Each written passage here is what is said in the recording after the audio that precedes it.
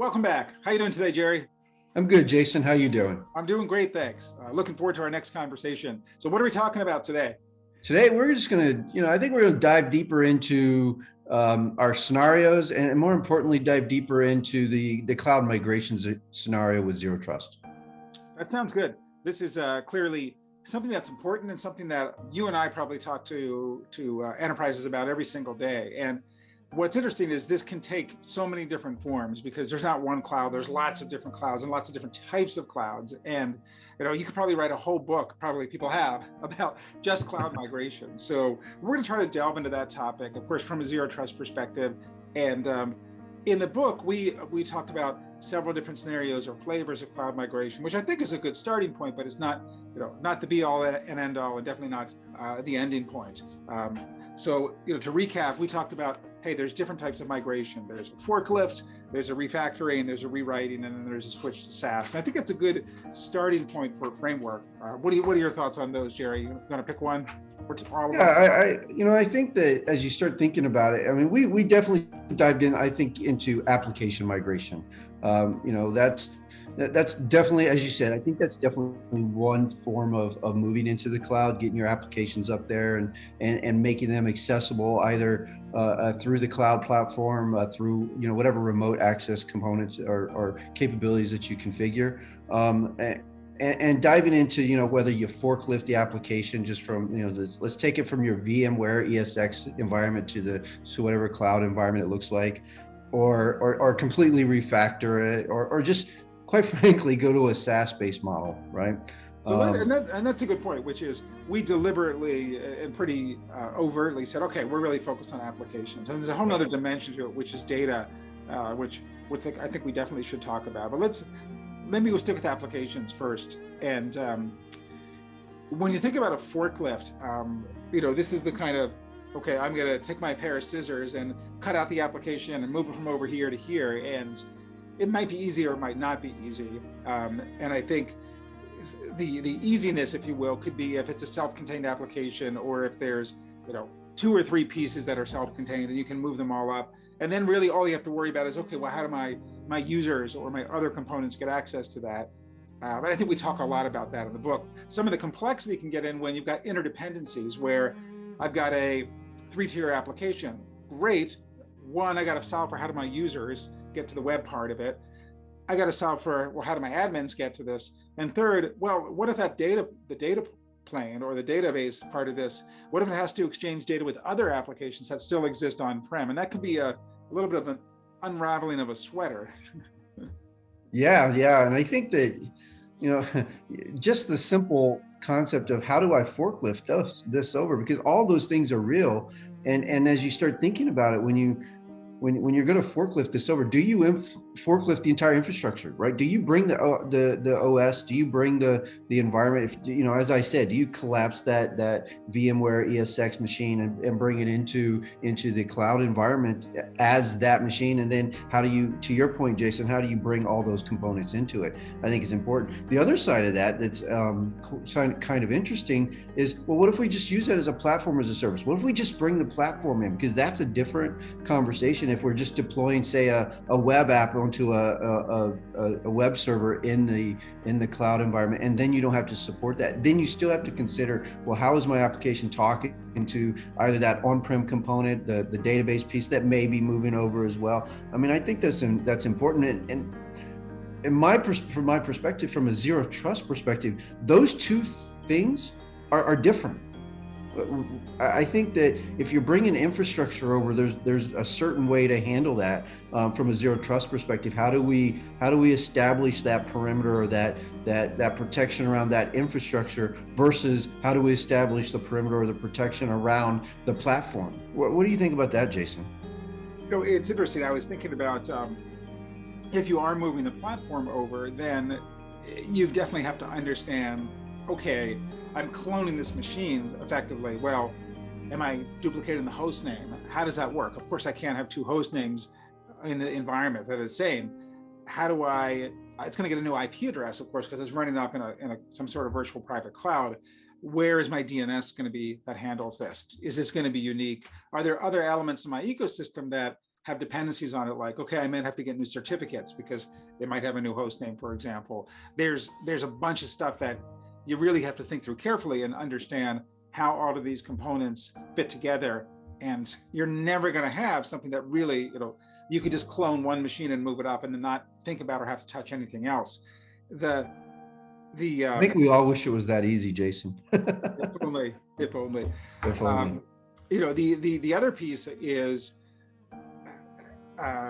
application to application or system to system communications, which is, okay, how do these other components get to it? If I'm taking my application and I'm moving it up into a infrastructure as a service environment, I'm putting it behind a policy enforcement point, great. But now what happens is it's no longer on my enterprise LAN, which means that by definition, it's behind a policy enforcement point. So probably everything that's going to be accessing this now needs to do that through a explicitly granted policy, which means it needs to be an authenticated and validated and authorized identity. And you might not be ready to do that. So the other thing to think about is, we talked about this a couple of times in the book, where you can take, for example, user access to the application and say, great, I want port 443 web access. That's going to go through a policy enforcement point, but maybe there's a different port for a database or something. I'm not going to protect that.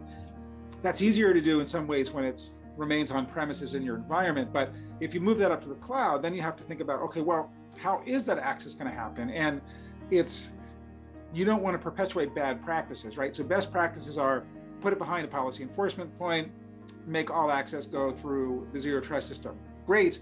But if I've got some database that has to connect to it, what I don't want to do is now put in place a wide area network that connects that cloud environment to my enterprise, and then have to manually update and maintain IP address focused firewall rules. I mean, I guess that's not the worst thing in the world, but it's not the greatest step, and it's definitely not a long-term solution of where you want to go. So maybe I'll dial back my criticism a little bit and say that could be okay for an intermediate step, as long as you do it very deliberately and you don't, for goodness sakes, make that a permanent pathway and a wide open network. One of the things that we talked about in the book was application security. At one point, we talked about how do we externalize, or how does develop externalize application security. We in this chapter, when we talk about cloud migration, one of the things we talk about is refactoring that app. And at some point in this, we also talk about DevOps and how that becomes a part of your SDLC. And I don't want to dive into that scenario, but really, I think that this is an opportunity for organizations to start looking to determine, how do I externalize some of my policy-based access control components, or my zero trust components, the policy that I'm bringing into that application, so that ultimately it's not going to matter anymore where that is, because now that application becomes that policy enforcement point that we talk about.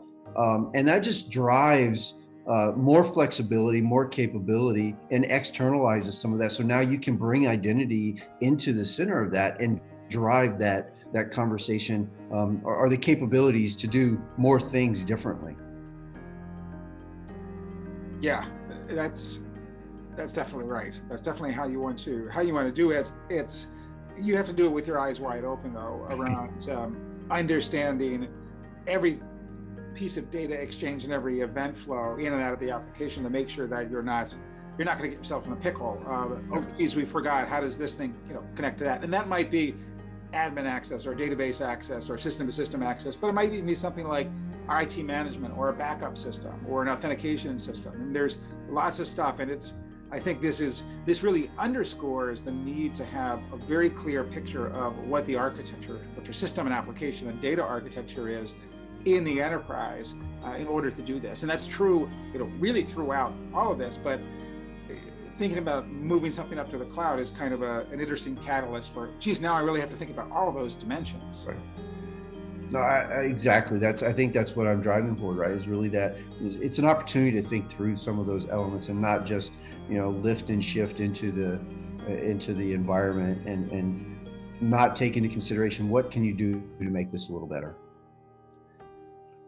As as we continue, as we talk about cloud migration, and I know, Jason, you and I have talked a lot about this, and our technical reviewer had lots of conversation, and we talk about data and zero trust and what's the relevance and how does that play into what we're doing. I think cloud migration, or digital transformation into the cloud, data is 100% a part of that conversation, and I think it potentially changes how you look at data and how you're going to protect that data, because now you're not sitting potentially on a network with a file share, or a SharePoint site, or a specific site where you're specifically have full control of that data and how it sits. So now you have to go into the cloud and start thinking about, well, how do I protect it in the cloud? How do I do things like the classification? And more importantly, how do I add the governance into my cloud migration to support that full data protection conversation? You have thoughts there, Jason? It's we talked about data, and I think we'll continue to talk about data as All the time, definitely all an the time. an unsolved problem. And there's obviously the encryption at rest part of it. There's classification, and then the policy model around it, and the enforcement point. That's a challenge. And it's also just thinking about data access, which is, if it's, I guess I'm a little bit, I won't say biased is the right term, but the way I tend to think about it is, especially for structured data, which is that really you're seeing, for the most part, a very tightly bound notion of accessing data and accessing an application, because other than your DBAs, for the most part, 100% of your users are accessing the data through an application, which is imposing controls and structures, because you can't do arbitrary stuff with data in an application. Of course, applications have flows. Now, that's not entirely true, because there's some cases where you're doing data analytics and you're searching and sorting and things like that. And then the users in that role kind of do have access to the raw, unfiltered data. But I tend to think of it from the perspective of more oriented around business applications and business users who have a filtered view of the data. And that's, maybe that's a little bit short-sighted, because there's database admins to worry about, there's raw access to the data from whatever medium it's stored on, and then there's an entirely different class of applications where people have, regular users of that system have more or less unfiltered access to the data. And then you have to worry about confidentiality and integrity, as well, of course, as availability, as part of the whole model. Yeah, I mean, I think that when I think a lot about data, I mean, structured data definitely becomes a part of the conversation. And I forgot to even mention unstructured data, which is, an entirely different ball of wax, of course, because. Right. No, absolutely. I mean, the structured data is everything I think you just said, right? I think it's contained usually within a database. As you were talking about that, things like SQL injections, and because I think about, quite a bit, the cybersecurity side of me comes out of this, and I start thinking about the SQL injections and how do I get to that data if I'm just a user using an application, and that's a whole other conversation. We could probably do, a lot of have a couple of episodes on if we really wanted to. But then I get a little more biased, and I start talking about, well, here out there in these cloud environments, I think there is more unstructured data that gets put out there than anywhere else. I mean, you can put your shared drives, you can put, regardless of your cloud platform, you can just store these files that have completely no control, if you will, on what's created, how it's classified, what data is put in there. And so now you have to think about, how do I get solutions to drive the privacy concerns around that data, if there are privacy regulations accompanied with it. So as you start that journey, again, I think the database side, the structured data is fantastic, but if you're not considering the unstructured data, I think you're just falling short on data security as a whole. And if you're not doing some of that classification, you're not doing some of that governance, and to your point, Jason, the data access side of this, you're losing control of that data in the environment. I think I used data 50 times in that paragraph. I think we need to have another dedicated session on just on data.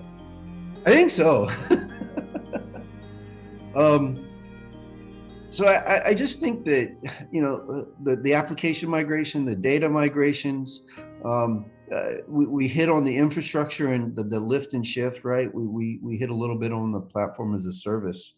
Um, all of these are just again elements in an overall cloud migration strategy, and there's probably things that we're not hitting on here. In fact, I know there are. Um, but it's just a matter of when you're, in my mind, when I think about the cloud transformation, one of the questions that gets asked to me, Jason, I'm sure you get this question a lot as well, is um, how is that different from my on-prem zero trust into the cloud?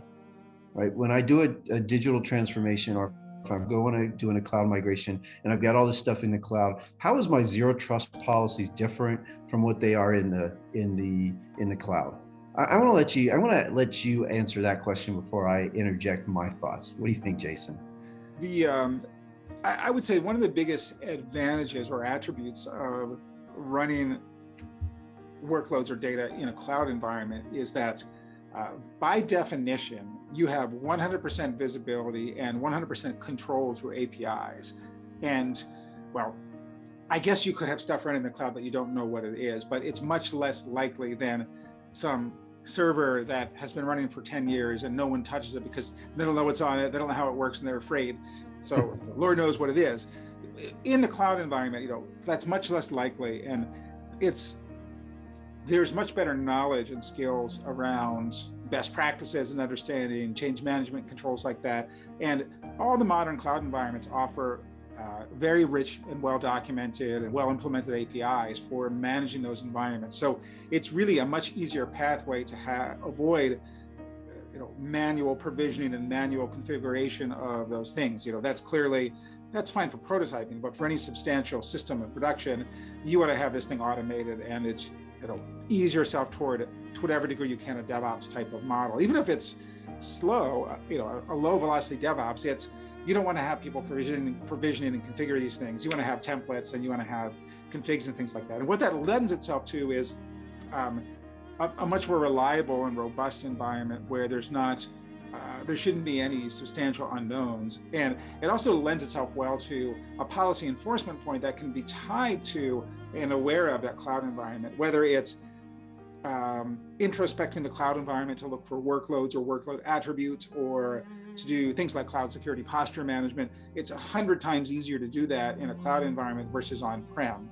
Because you think about it, you pick one of the main cloud service providers, they've got a very terrific set of APIs for you to be able to look at how things are configured, network is set up, et cetera, versus in an on-prem environment, you've got such wide differences in management capabilities across different operating systems and different hardware vendors, and you probably got to have third-party software in there to help with some of the configuration management or security scanning. So the cloud environments are so much richer that it makes it much more well suited toward the type of more dynamic and advanced zero trust models versus on-prem. Of course, you can do it successfully on-prem, but you tend to have a longer tail of older technologies, and you tend to end up with a larger implicit trust zone where you have to say, okay, I'm going to accept this risk here, and then over time, I'm going to shrink that. Whereas in the cloud environment, you can start off with very, very fine-grained stuff without really very much an incremental effort. Yeah. I think you're dead on. I think that's spot on. And the one thing that I just, I want to add to that is if you are deploying, one thing I talk about a lot is have an understanding of that ingress and egress traffic into a protected resource. And to your point, it's a lot easier to do that in a cloud environment, because ultimately I think you're going from a greenfield type approach, right? Because it's a new environment, and you have the capability, and there's a lot of tools out there that gives you that visibility to provide that. But the one thing that I lean towards when people ask me the question is how is my zero trust different from on-prem to the cloud? I quite frankly, I said there shouldn't be a difference. The policy shouldn't be different, but the technology is better, and the technology lends itself to support a zero trust architecture easier in the cloud environment than, to your point, Jason, that legacy to the legacy. I don't know what's going on that server. I'm afraid to turn it on. I'm afraid to change the password. I'm afraid to do, whatever that happens to be, because it's going to affect my business. Yeah, no, I agree with you that certainly from an end user perspective and from a policy model perspective, it should be transparent in that I log in and I just get access to what I need. And I should not care where the server is running, whether it's on-prem or the cloud. I can just do my job. From a policy perspective, you should be able to have a uniform set of policies. But I would say that there are certainly going to be attributes or elements of it that when you're designing the policy can recognize and reflect that it's running in a cloud environment, in a good way, because it might be that, hey, I'm going to look at metadata tags on the workloads in the cloud environment that don't exist in on-prem, and I'm going to use that in my policy model. And it just plays into the risk factor, into all the content that comes into the PDP to help decide what that policy should look like. That's right. Awesome. Well, Jason, I think I don't think we've beat it up, but I think we did a good job of covering, what a cloud migration or a digital transformation looks like.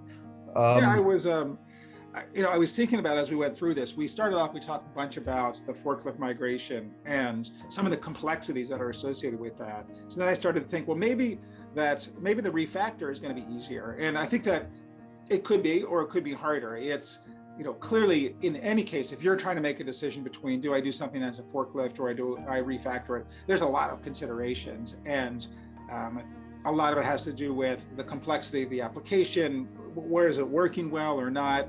The inherent value of moving something to the cloud, or I should say, the decision about whether to refactor something or not is probably bigger than the decision about, well, do I move it to the cloud or not? Because you shouldn't refactor it just for the sake of refactoring it, because you can probably accomplish most of the same benefits by doing a forklift migration to the cloud. But if there's things that strategically are important, like I want to move from a traditional on-prem relational database to maybe a NoSQL database or a cloud-based relational database because I get automatic backups and regional replication or whatever, those are good reasons, good informed reasons to make that decision. But you got to do it with a full understanding of how the application is architected and the interdependencies, which kind of leads us back to one of the biggest themes that we have is how do you make sure that you as a security practitioner, as a technologist, are successful, your organization is successful, Zero Trust is, you have to partner up with the application owners and the data owners and the people who are outside of security, because you're not going to be able to force these kinds of changes. You want to be the ones to open the door and enable these changes that give them and lead them to a better world from a business and application perspective. No, absolutely, 100%. I 100% agree. And as you were talking through that, one of the things that popped out of me is the term application modernization, right? Does it make sense to do that, right? From a business perspective, does it make sense to do that? To refactor that application to support the containerized environments or whatever that needs to be, to support a DevOps environment and to support what that application can be. And doesn't make sense because there's as you said, Jason, there's definitely a lot of factors there to consider as you move forward. Exactly. Okay, Jason. Well, I think this is, I think we did a great job on talking a little bit about application migration. A little bit. I feel like we could have 2 or 3 more sessions on it, but I think we kind of talked through this and got a good overview here. Absolutely.